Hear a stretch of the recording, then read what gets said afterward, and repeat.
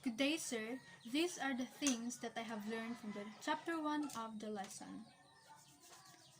From the chapter 1, I have learned what indefinite integral is, the formulas of integration, how to integrate powers, and how to integrate trigonometric functions. Indefinite integral is also called antiderivative. It is the result of the inverse process of finding the derivative of a function called antidifferentiation. Antidifferentiation is the opposite of differentiation.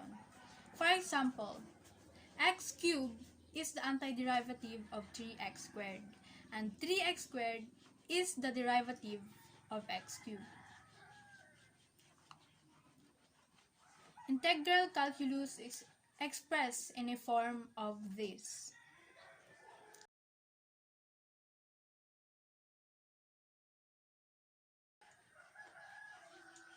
Where the symbol in red is called the integral sign, the f of x in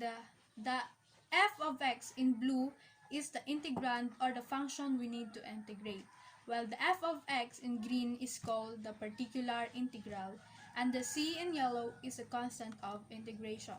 Together, f of x in green and plus c is called the indefinite integral of f of x, or the indefinite integral of the integrand. Next, we have formulas of integration. There are many formulas mentioned in the module. We have formula for integrating powers, trigonometric functions, logarithmic functions, exponential functions, and inverse trigonometric functions.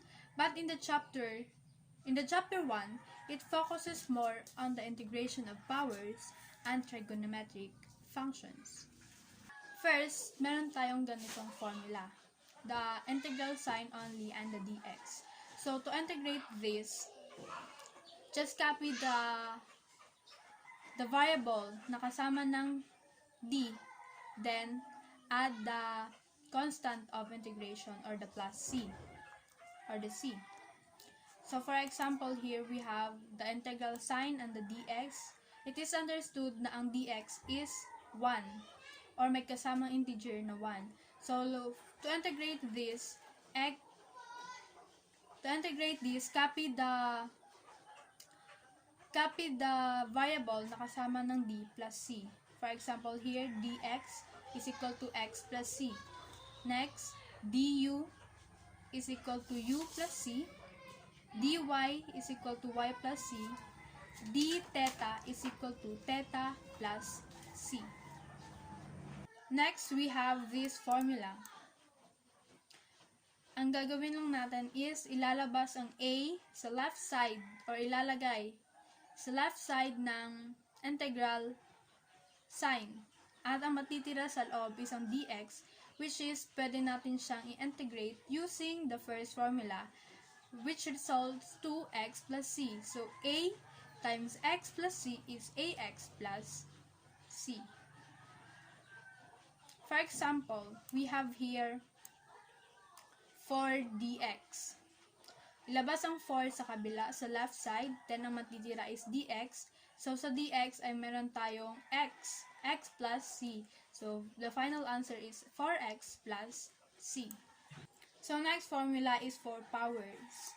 So, we have, sa mga power naman ito, we are following a specific formula, which is x raised to n plus 1 over n plus 1, but n is not equal to negative 1, because if we use negative 1, it will be like this. X raised to negative 1 plus 1 over negative 1 plus 1 is equal to x raised to 0 over 0, which is undefined. Any number divided by 0 is undefined or cannot be.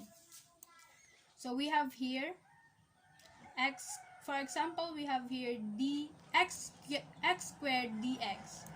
We will use the formula x raised to n plus 1 over n plus 1, which will give us x raised to 2 plus 1 over 2 plus 1 plus c. Then, our final answer is x cubed over 3 plus c.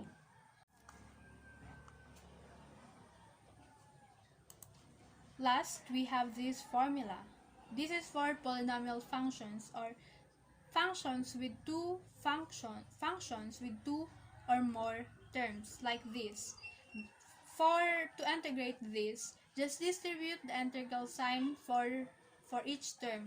We have f of x dx plus g of x dx. We have integral sign for both terms. Then integrate by following formulas. For example, we have here 1 plus 2x dx. Just distribute the integral sign. So we have here for the first term, dx only, walang 1 kasi it is understood na ang dx is may kasamang constant or integer na 1. For the second term is 2x dx. So as you can see, may constant sa second term, kaya ilalabas natin siya to the left side of the integral. May iiwan sa loob ay ang x dx or ang x only. So, to integrate this, integrate the first term which is x only kasi as it said from the first formula. Then, sa second term, gagamitin natin yung power rule which is x raised to n, yung power formula rather, which is x raised to n plus 1 over n plus 1. So, ang x natin dito ay may power na 1. So, x raised to 1 plus 1 over 1 plus 1 which will give us x squared over 2. So, hindi natin dapat kalimutan yung integral or the constant of integration or yung plus c. So, kung pwede integrate or simplify this by cancellation, kung pwede, gagawin natin. So, we can cancel out this, yung 2. So, which will give us the final answer of x plus x squared plus c. So, I have here prepared an example. For the first example is x plus 1. The quantity of x plus 1 squared dx. So, we will expand that first. We can multiply x plus 1 by itself. So, just like here, apply the distributive property. Apply distribution. X times x is x squared. X plus times 1 is x. Then, 1 times 1 is 1. Then, don't forget the dx. So, distribute the integral sign. Or no, simplify first. X plus x is 2x. So, next is integrate or distribute the integral sign. So, first, for the first term, we have x squared dx plus 2x dx plus we have only dx in the last term or the third term because this is already understood as may 1 na kasama ang dx. So, ilabas lang natin yung constant ng second term sa left side ng integral sign. Ang matitira sa loob is ang x dx. Then, apply the formula, the power formula, which is x raised to n plus 1 over n plus 1 for the first and second term. Then, the first formula for the third term. And don't forget the constant of integration or the plus c, then cancel the 2, which will give us the final answer of x cubed over 3 plus x squared plus x plus c. So, for the next example, hindi naman directly sinabi sa module, but it is called U substitution. We will use U substitution or the algebraic substitution. So, let's see here how to know. So, here we have the function here. Then, first, we will let U equal to x squared minus 5. So, let us first find the derivative of x squared minus 5, which is 2x dx. So, ang dx natin, para makuha yung value ng dx is, i-cancel lang natin divide both sides by 2x. So, which will give us du over 2x. Then, substitute, ang x squared minus 5 ay magiging u. Then, copy the power, which is 3. Yung n is 3. So, we have x here, remain ang x. Ang dx, ang value ay du over 2x. So, cancel the x. Ilalabas natin ang 1/2 or du over 2 is also 1/2 times du. So, ang constant is 1/2. Then, ang maiiwan sa loob ay u cube du. So, apply the power formula for the u cube. And don't forget the constant of integration. So, we have here already u raised to 4 over 8 plus c. Yung u ay ibabalik na natin siya dun sa function, which is x squared minus 5. Tapos, ikakopy lang natin yung power ng u, which is 4 over 8 plus c.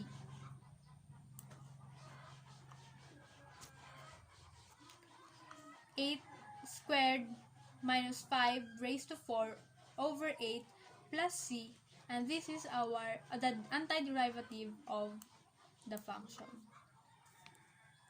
So that's how we integrate powers or integration of powers. So let's move on to integration of trigonometric functions. We have here formulas for the integration of trigonometric functions to use for finding the integral of the functions. So, kapag nag-integrate tayo ng trigonometric functions, kakailanganin nating malaman yung trigonometric identities, yung mga basic trigonometric identities for the simplification of the function, para mas mapadali ang pag-integrate. Because some functions ay hindi directly na may katumbas na formula sa formula of integration of trigonometric functions. For example, so we have here secant 6x tangent 6x dx and 5 secant squared 2x dx. So first, sa secant 6x tangent 6x dx. So, gagamitin natin dito ulit yung u substitution or the algebraic substitution. So, let u is equal to 6x, then find the derivative of the u, which is 6 dx. Then, para malaman ang dx natin is divide both sides by 6, which will give us du over 6. So, papalitan natin yung 6x ng u dito. Magiging secant u tangent u times du over 6, which is yung du over 6 ay ang dx natin. So, ilalabas ang 1 over 6 kasi du over 6 is also 1/6 times du. So, meron tayo sa formula ng secant u tangent u, which is secant u. So, wag nating kakalimutan ang constant of integration. Secant 6x over, so ang final answer is secant 6x over 6 plus c. Ito yung indefinite integral ng tangent ng secant 6x tangent 6x, or the antiderivative. So next, we have 5 secant squared 2x dx. So let u is equal to 2x. Then, the derivative of 2x is 2 dx is equal to 2 dx. So, to find the dx, divide both sides by 2 and cancel 2 in the right side, which will give us dx is equal to du over 2. Papalitan natin yung 2x ng du at ang dx ng du over 2. So, ilalabas ulit natin yung constant, which is 1/2, kasi du over 2 is also 1/2 times du. So, we have here 5 times 1/2, then second squared u du. So, simplify 5 over 2, then ang integral of second squared u is tangent u. And huwag kakalimutan ang constant of integration. Then, substitute 2x to u. Ibabalik na natin siya. So, bali, ang final answer is 5 tangent 2x over 2 plus c. So, this is our final answer. So, that's all for chapter 1. So, first thing to do when integrating or for the anti-differentiation is simplify first sa function. Kung pwede pa siya i-turn into simplest form para mas mapadali ang ating pag-integrate, like what I did in the first example for the integration of powers. Kung pwede siya i-distribute. If it is if may power yung polynomial functions natin, pwede gamitin ang u substitution para hindi komplikado ang functions, like yung sa pangalawang example sa integration of powers. Kapag mas mataas na sa 3 or higher ang power, pwede natin siyang gamitan ng u substitution or the algebraic substitution. Yung u is pwede palitan ng t, pwede siyang maging kung anong gusto mong, kung anong pwede na variable. It will depend on you. So, that's all for the chapter 1.